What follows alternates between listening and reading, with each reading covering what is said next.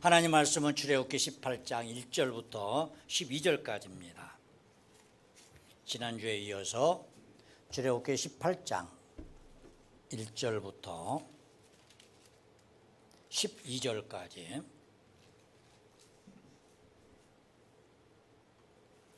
모세의 장인이며 미디안 제사장인 이드로가 하나님이 모세에게 와 자기 백성 이스라엘에게 하신 일 곧 여호와께서 이스라엘을 애굽에서 인도하여 내신 모든 일을 들으니라.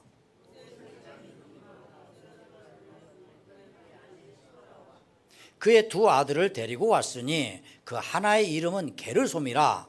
이는 모세가 이르기를 내가 이방에서 나그네가 되었다 하며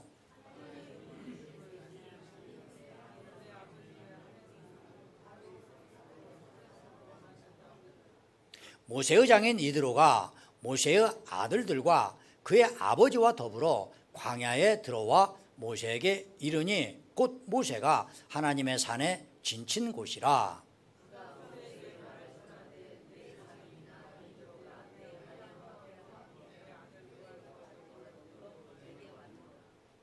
모세가 나가서 그의 장인을 맞아 절하고 그에게 입맞추고 그들이 서로 문안하고 함께 장막에 들어가서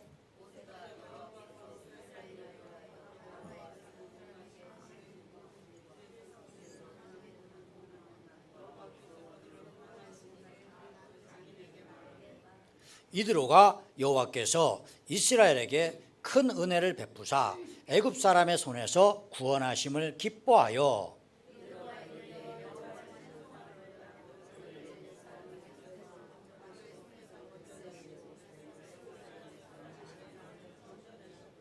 이제 내가 알았도다. 여호와는 모든 신보다 크심으로 이스라엘에게 교만하게 행하는 그들을 이기셨도다 하고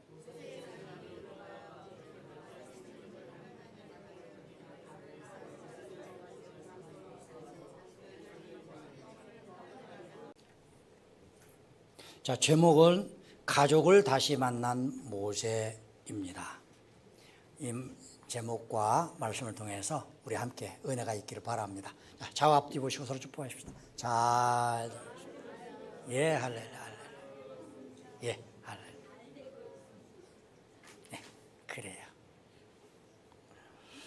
자, 우리가 지난주에 뭘 살펴봤습니까? 아말렉과의 전투에서 기적적인 승리를 거둔 이스라엘, 그 이야기였죠.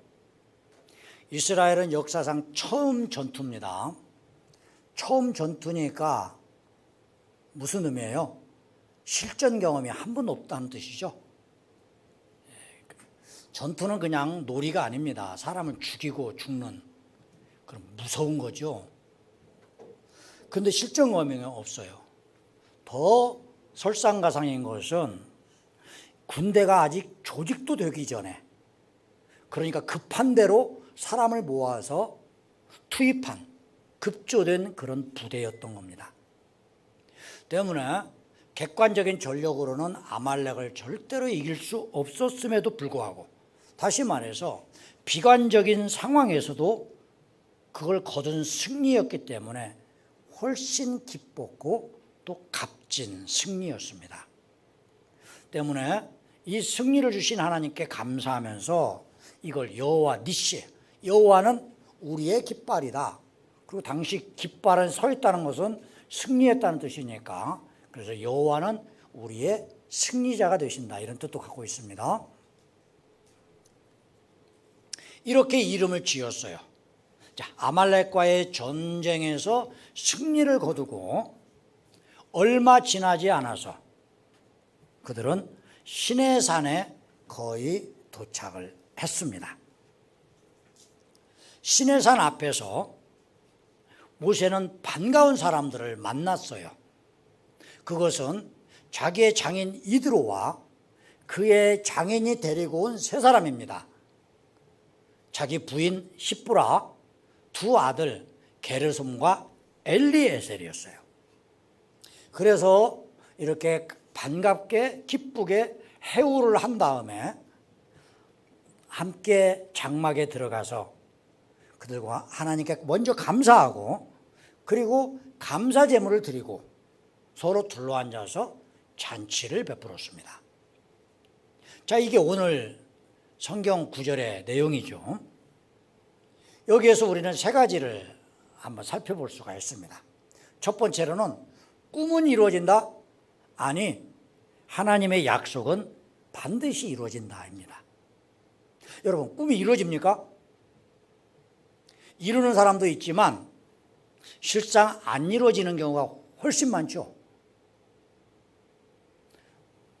그럴 수밖에 없는 게 꿈을 꾸는 사람은 많지만 그 꿈을 얻을 수 있는 그 대상은 극히 한정되어 있기 때문에 소수의 사람은 성취하는 기쁨을 누리고 거의 대부분의 사람들은 그걸 놓치는 아픔을 겪는 게 꿈입니다. 그럴 수밖에 없는 게 한 개인의 지혜와 능력은 분명한 한계가 있어요. 때문에 그 한계로 인해서 꿈을 다 이룰 수는 없는 것입니다. 하지만 하나님의 약속은 어떻습니까? 반드시 이루어집니다. 출애굽기 3장 12절에 하나님께서 이 시내산에서 모세를 만나셨어요. 떨기나무에 타지 않는 불의 모습으로 나타나셨습니다. 이건 자연적으로 일어난 화재가 아니라는 뜻이죠. 그리고 거기에서 하나님께서 모세에게 사명을 주셨습니다.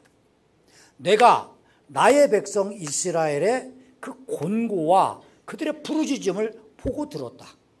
때문에 내가 이스라엘 백성들의 조상인 아브라함과 이삭과 야곱에게 한 그 약속을 기억하고 그 약속을 이루기 위해서 너를 애굽으로 보내겠다. 그리고 너는 내가 보낸 그대로 이스라엘을 구해서 애굽을 나오는데 목적지를 어디로 정하냐면 바로 너와 내가 오늘 만난 여기로 정하겠다. 이렇게 하셨단 말이죠. 그러면서 12절에 너희가 이 산에서 나 하나님을 섬기리니, 자, 이렇게 약속을 하셨어요. 3절과 이 사이에는 수많은 우여곡절이 있었습니다. 그럼에도 불구하고 출애굽기 19장 1절부터 3절에서 보면 그 모세가 이끌었던 이스라엘 백성들이 시내산에 도착을 합니다. 오늘도 그런 내용이 4절에 나오기는 하죠. 도착을 해서 모세는 산에 올랐고 바로 하나님을 3장에 만났던 그 장소, 거기에 다시 찾아가서 하나님을 만납니다. 그때는 모세를 하나님이 찾아오셨다면 이번은 모세가 하나님을 찾아가서 만나는 방식입니다. 하나님의 약속은 반드시 이루어집니다. 자, 그런데 우리 의문점이 하나 있어요. 그럼 인간의 신실치 못함과 하나님의 신실함이 서로 어긋날 때 어떻게 될 건가? 우리가 신앙생활 제대로 안 하고 하나님께 서원해놓고 안 지키고 그런 경우 있잖아요. 그럼 그때 어떻게 되는가? 아주 좋은 케이스 하나가 있습니다. 창세기에서 야곱이 어쩌면 우리처럼 아주 기회주의적인 내 이익을 앞세우는, 그러면서 믿음은 지키고 싶어하는 그런 아주 복합적인 성격 갖고 있는 사람이 야곱이죠. 그 야곱의 신실치 못함과 하나님의 신실하심이 서로 충돌했을 때 어떤 결과를 얻는가? 야곱은 28장에, 창세기 28장에서 자기 형이 죽인다고 하니까 북쪽 어머니의 고향으로 도망갑니다. 도망가다가 루스라고 하는 지역을 만나죠. 거기에서 하나님을 만납니다.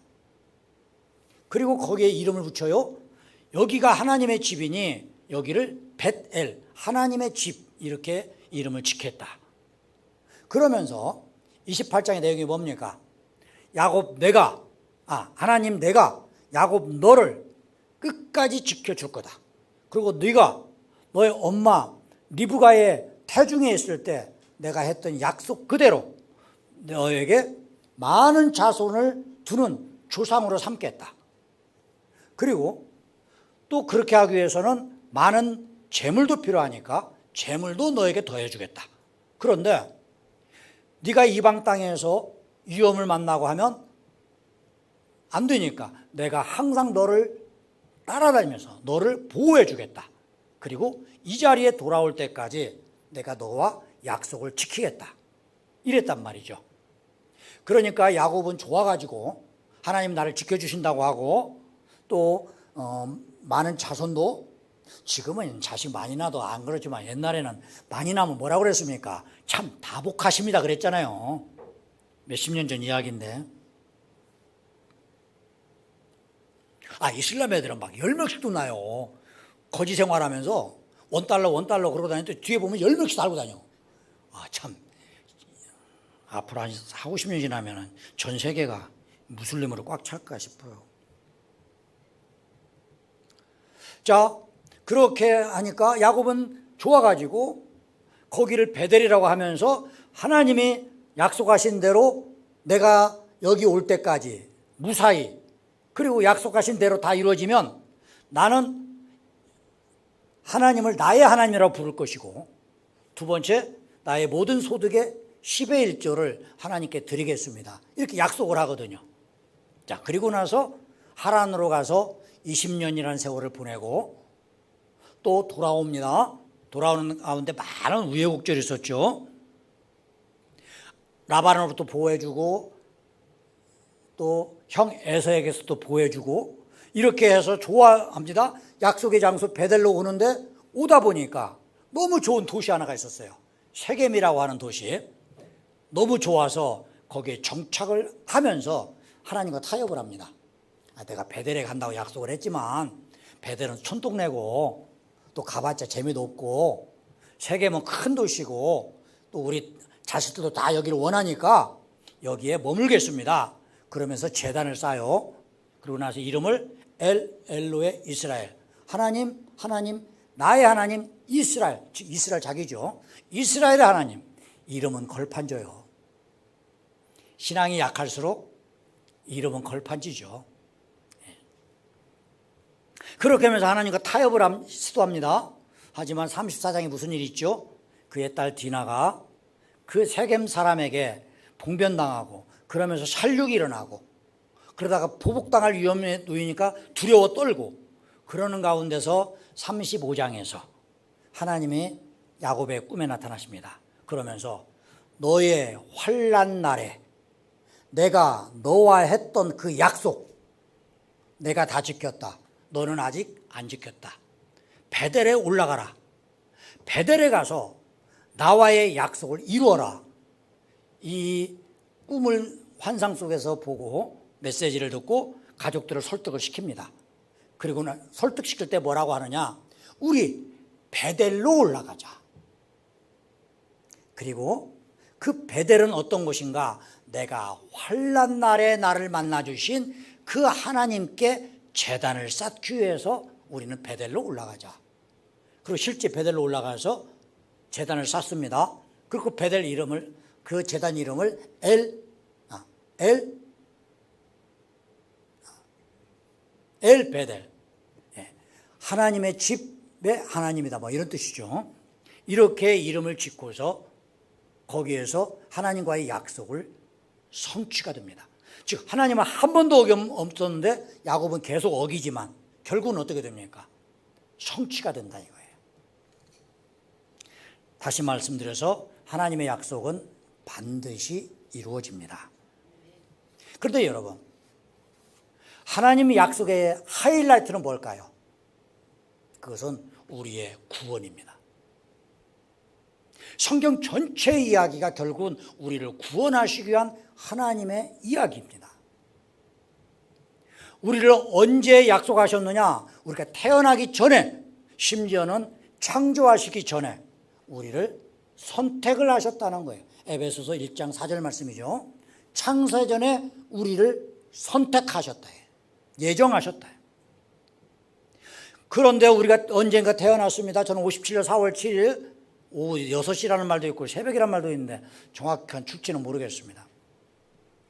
4월 7일에 태어났고 그 이후에 자라면서 어릴 때니까 말썽도 피우고 교회도 다니고 하긴 하면서도 아직 예수님을 믿지를 않았어요.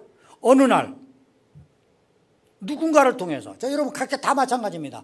누군가를 통해서 복음의 전도를 듣고 그 말씀이 내 귀에 들어오면서 내가 그 말씀을 받아들이는 그날이 있었습니다. 그것이 사도행전 13장 48절 말씀에 우리로 하여금 믿게 하셨다, 바로 그 말이에요. 영생을 주시기로 작정된 자는 다 믿더라.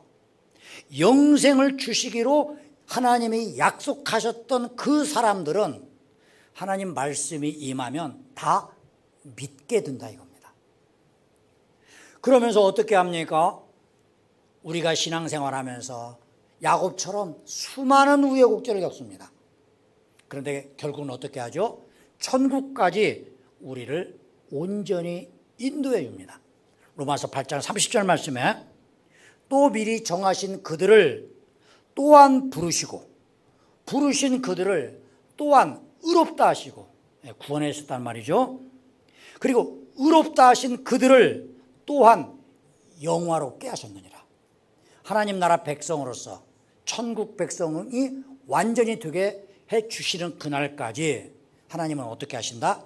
신실하게 그분의 약속을 이루어 가신다는 겁니다. 솔직히 우리의 죄성이 있어요. 게으름이 있어요. 신실치 못함, 우리의 욕심과 탐욕, 이런 것들이 하나님의 신실하심을 방해합니다. 가로막을 때가 있어요. 나로 인해서.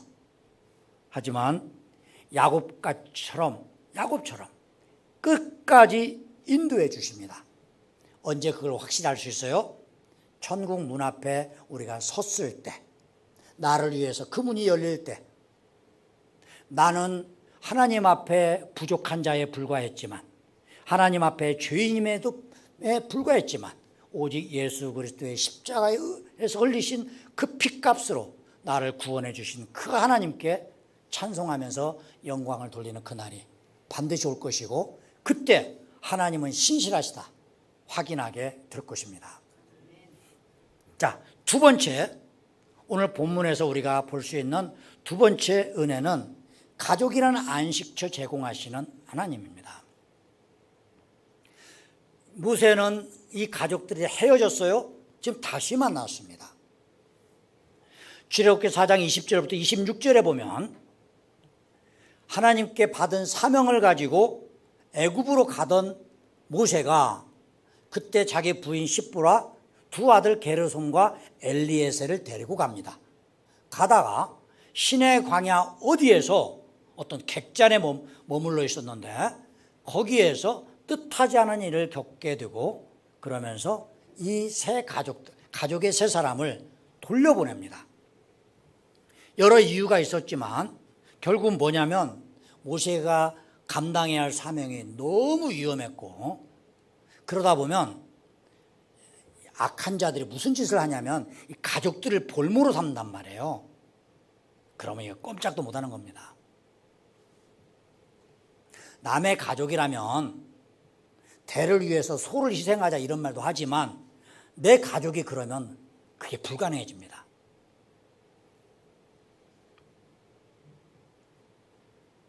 가족은 소중한 거예요. 간혹 가다가 우리 기독교 안에서도 그렇고 또 불신자들이 기독교를 공격을 하면서 왜 목사는 결혼하냐, 신부는 안 하는데, 스님들 중에서 앉는 사람들이 있는데, 이러면서 공격하는 사람들이 있어요. 여러분, 결혼은 하나님이 만들어주신 제도입니다. 우리가 이 땅에 지금 살아있는 것은 그 하나님이 만들어주신 제도라는 결혼을 통해서 우리가 지금 이렇게 생명을 갖고 있어요. 이 세상에 다른 어떠한 것도 대를 이어가게 할 수는 없습니다.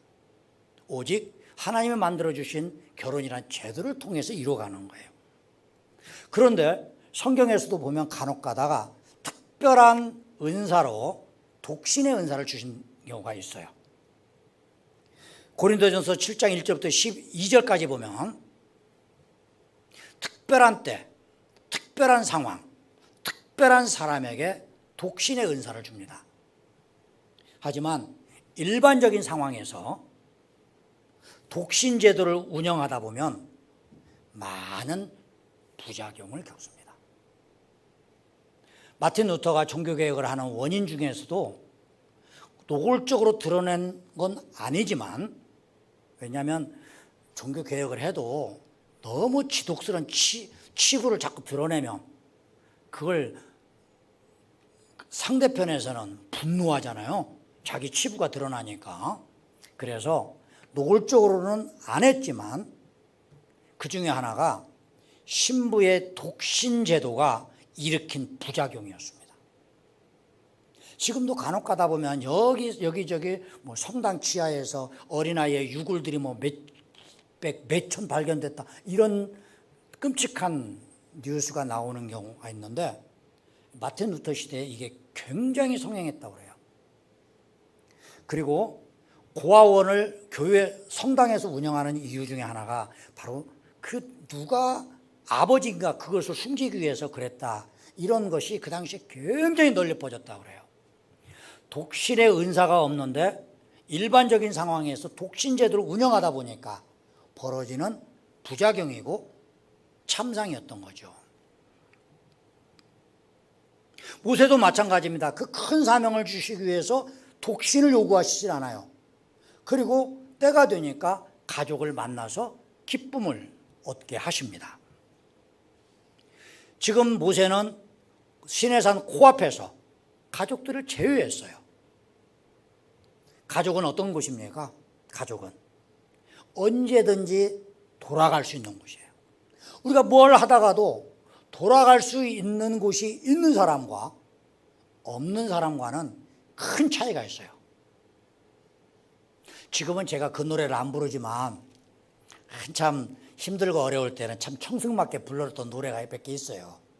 그 중에 하나가 나그네 서름입니다. 오늘도 걷는다마는 돌아갈 곳이 없으니까 정처 없이 돌아다니는 거예요.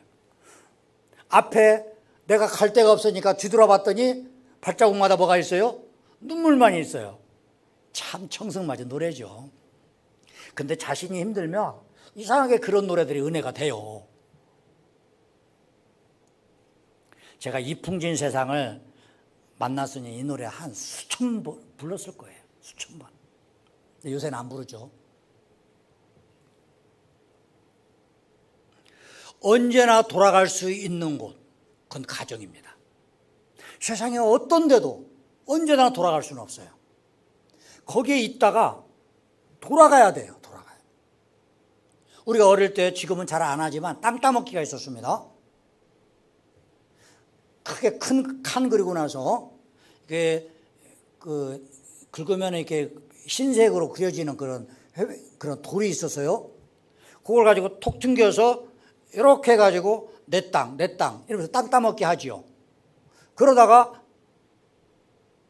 저녁이 돼서 엄마가 야, 밥 먹어라 부르면 어떻습니까? 놀고 있던 거 다 놔두고 다 가버려요. 근데 못 가는 애들이 한두 명 있어요. 부모가 없으면 못 가요. 또 그런 애들도 이렇게 집요한 게 있어가지고 또 땅도 많이 따먹어요. 땅은 많이 따먹었는데 갈 데가 없어요. 가족은 언제든지 돌아갈 수 있는 곳이에요. 내내 밖에서 일하다가 피곤하고 지쳤을 때 돌아갈 수 있는 곳이 있는 사람, 가족이 있는 사람은 돌아가서 거기에서 하루를 쉬고 그 다음날 또 새로운 힘을 가지고 일을 시작할 수가 있어요. 가족은 소중한 곳입니다. 가장 소중한 것 중에 하나가 바로 돌아갈 수 있는 곳이라는 뜻이에요. 그 말은 바꿔 말하면 피난처가 될 수가 있고 안식처가 된다는 뜻이에요. 그래서 가족은 언제든지 쉴 수 있는 곳입니다. 여러분, 가족은 학교가 아니에요. 가정은 회사나 군대가 아니에요.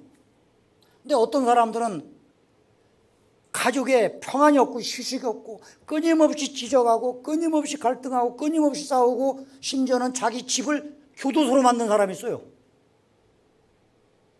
어떻습니까? 드라마에서 보면 부자들을 꼭 보면 둘러앉아가지고 밥 먹을 때 그렇게 먹다가는 소화 안 되겠다, 배탈만 나겠다, 얹히겠다 이런 생각 들 때가 있죠. 앞에 딱 무게 잡고 앉아가지고 한번 먹을 때 눈치 보면서 먹고 하는 거. 실제 그런 사람들 그러는지는 모르겠지만 어느 정도 신빙성이 있으니까 그렇게 하겠죠. 그게 뭡니까 그거?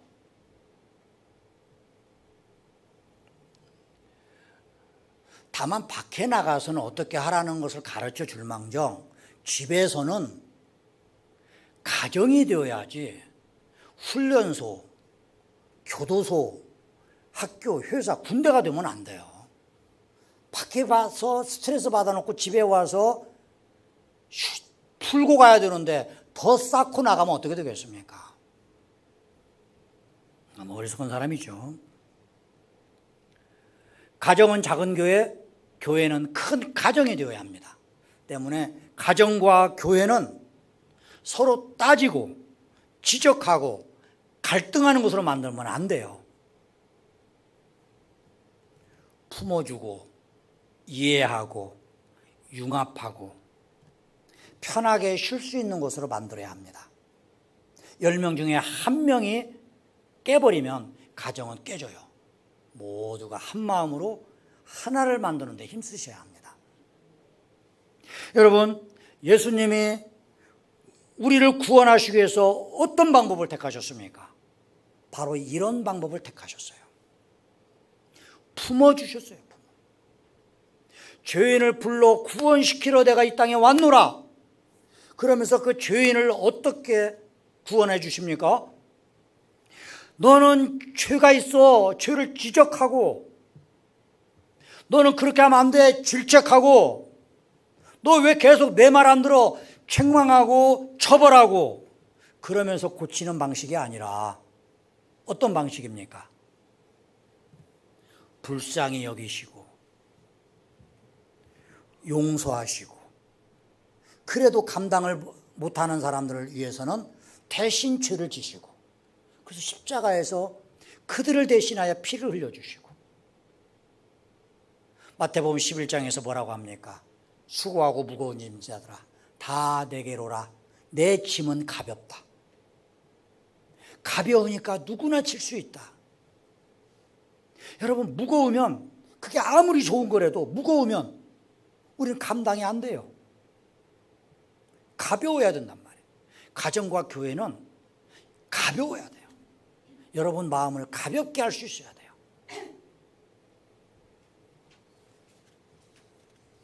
모세는 이 가정을 통해서 솔직히 얼마나 스트레스 많았겠습니까? 그걸 다 풀면서 그 어려운 일을 감당해 나갈 수가 있었단 말이에요. 그래서 하나님을 만나기 전에 누구부터 만나게 하십니까? 가족부터 만나게 하셨다 이거예요. 세 번째입니다.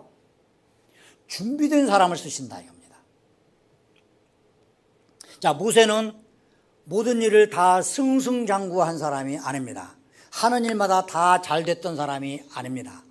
그는 40년 전에 아주 쓴 경험을 한 적이 있었습니다.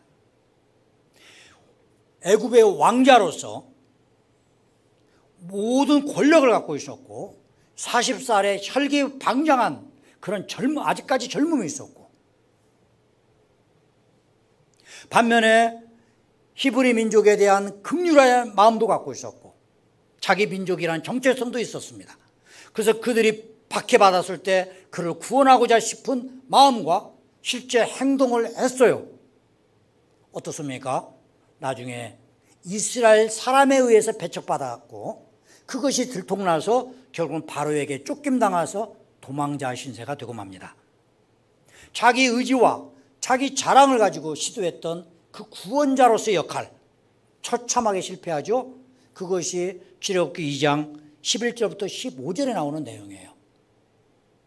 이것을 사도행전 7장 22절에서 29절에 스데반 집사님이 이런 식으로 해석해서 풀어줍니다. 그때 모세는 자기의 힘으로 그들을 구원해서 내가 구원자, 너희들의 구원자다, 이걸 드러내고 싶어 했지만 이스라엘이 싫어했다, 이렇게 되어 있어요. 자기 의지와 자기 자랑으로 했다가 실패하고 말았어요. 그런데 어떻습니까? 이번에는 큰 성공을 얻었어요. 왜 그랬을까요? 성경은 모세의 믿음 덕분이라고 설명을 해요. 그게 4절입니다. 4절.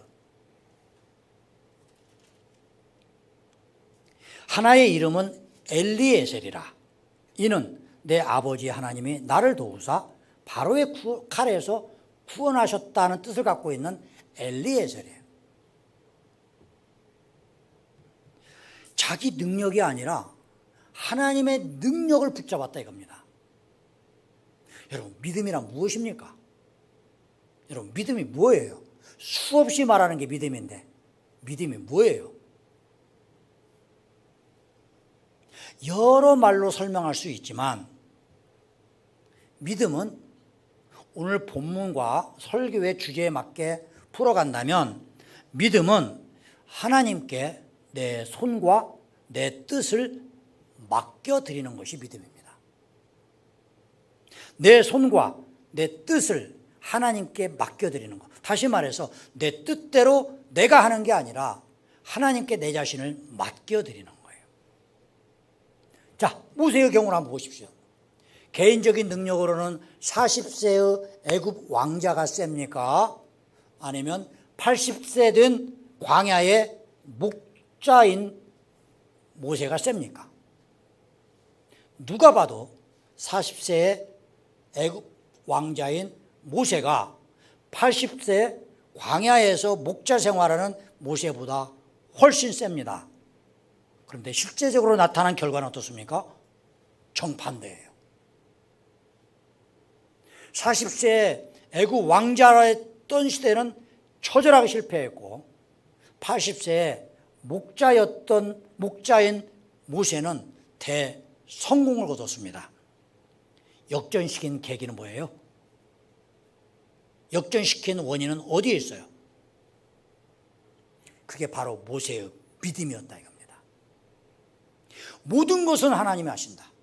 자, 한번 보십시오. 3절에 보면 첫째 아들을 낳고 이름을 게르솜이라고 지어요. 근데 게르솜이란 이름의 뜻이 뭐냐? 이방인, 손님, 이런 뜻입니다. 나그네 이런 뜻이에요. 게르솜. 그러면서 왜 이름을 게르솜이라고 지었느냐 하면서 이렇게 설명합니다. 모세가 이르기를 내가 이방에서 나그네가 되었다.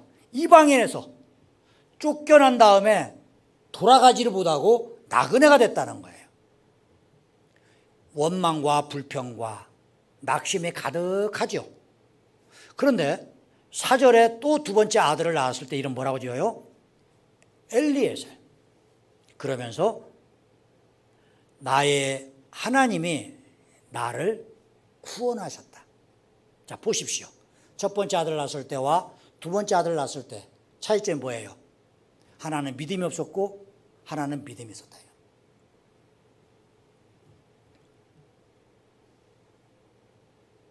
모든 것을 하나님이 하신다는 믿음, 내 뜻과 내 손을 하나님께 맡겼더니 하나님께서 그 뜻을 이루어 주셨다 이거죠.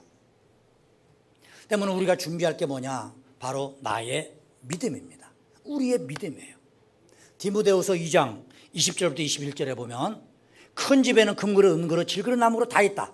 하지만 어떤 그릇을 쓰느냐? 주인은 좋은 그릇만 쓰는 게 아니고 나쁜 그릇이니까 버리는 게 아니고 다 용도에 맞게끔 좋은 그릇, 나쁜 그릇, 좀 질이 나쁜 그릇, 또 큰 그릇, 작은 그릇이 있지만 공통적으로 쓰는 방법 하나, 그것은 깨끗하게 하면 쓰신다 이겁니다. 깨끗하게.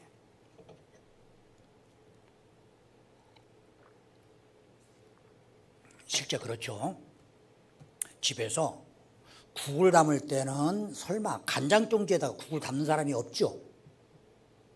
정상적인 사람이라면 국그릇에는 국을 담지 간장종지에 국을 담지는 않을 거예요. 역으로 간장을 담으면서 이따만한 대접에 담는 사람도 없을 거예요. 그릇에 맞게, 용도에 맞게 하나님은 쓰시는데 조건이 하나 있다 이겁니다. 뭐예요? 준비가 되어 있어야 된다. 준비가. 깨끗해야 된다. 우리의 믿음만큼 쓰신다 이겁니다. 물론 우리의 열심, 우리의 능력, 우리의 지혜를 무시하면 안 돼요. 무능하면 쓰고 그런 뜻은 아닙니다. 유능하든 무능하든 깨끗하면 쓰신다네. 거기에 맞게끔 쓰시겠다. 거기에 맞게끔.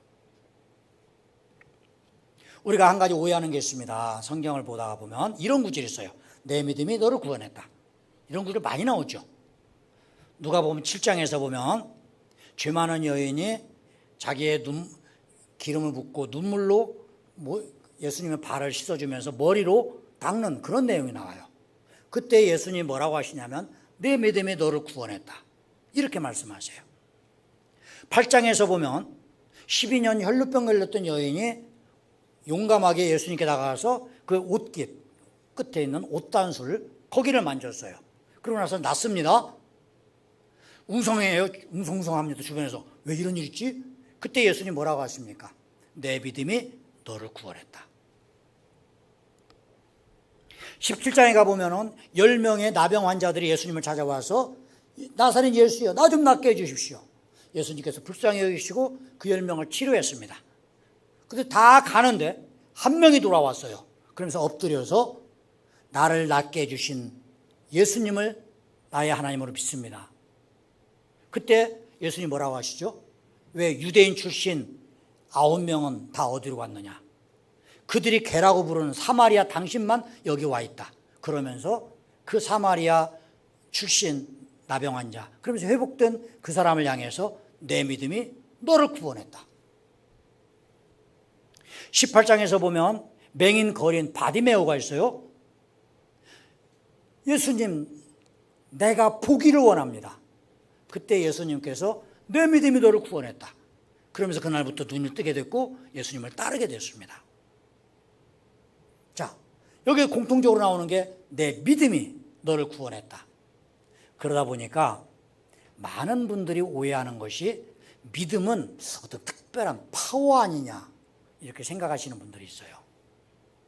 믿음이란 어떤 능력을 가지고 우리가 무슨 일을 하는 것이 결코 아니라는 사실입니다.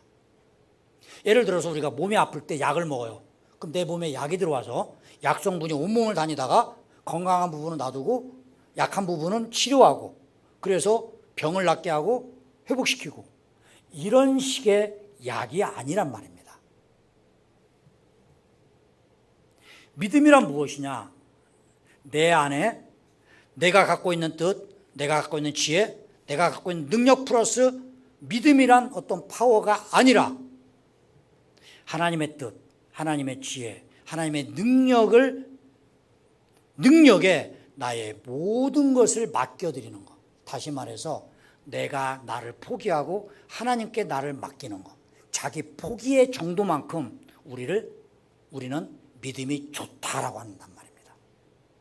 믿음이 좋다는 것은 열심히 하고 많이 하고 그게 아니라 하나님의 뜻에 나를 얼마나 포기시키느냐, 얼마나 맡기느냐. 맡기는 만큼 그게 크면 클수록 믿음이 좋은 사람이 되는 겁니다.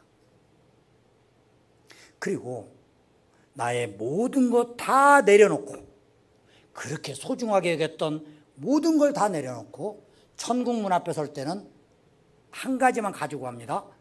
나의 믿음만 들고 가는 겁니다. 돈도 놓고 갑니다. 건강도 놓고 갑니다.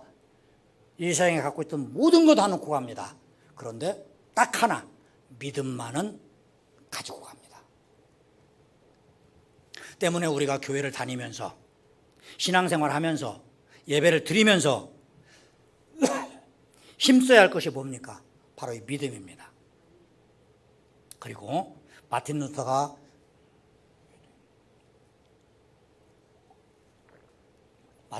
종교개혁을 하면서도 계속 외쳤던 것이 바로 이겁니다.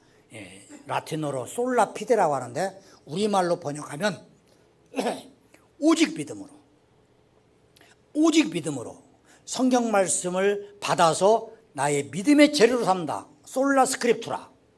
그리고 그다음에 하나님의 은혜는 우리가 믿음으로 담는다. 솔라 그라티아. 했고 나서 바로 나온 게 솔라 피데. 오직 믿음으로. 그러면서 그 믿음으로 솔루스 크리스투스. 오직 예수님을 나의 그리스도로 받아들인다. 그랬더니 어떻게 되는가? 솔리 데오 글로리아에서 오직 이 모든 것을 주신 하나님께 영광, 이 5가지를 외치면서 종교개혁을 이뤘고, 그러면서 결국은 성취하게 되죠. 그 가운데 있었던 것, 우리가 할 수 있는 건 딱 하나입니다. 솔라 피데, 오직 믿음으로, 오직 믿음으로 성경 말씀을 진리로 받아들이고 하나님의 은혜를 나의 것으로 받아들이고 그 믿음으로 예수가 나의 그리스도가 되심을 고백하고, 그럼으로써 오직 하나님께 영광을 돌릴 수 있는 그런 믿음의 성도, 축복의 성도가 되시기를 예수님의 이름으로 축원합니다. 기도하시겠습니다. 좋으신 아버지 하나님, 가족을 다시 만난 모세, 저희들에게 돌아갈 수 있는 곳 가정, 교회, 그리고 어느 날 우리가 천국에 도달을, 바로 그 돌아갈 수 있는 그 자리, 소망을 가지고 오늘도 신앙생활, 교회 다니면서 또 예배를 잘 드릴 수 있기를 원합니다. 예수 그리스도의 이름으로 기도합니다. 아멘.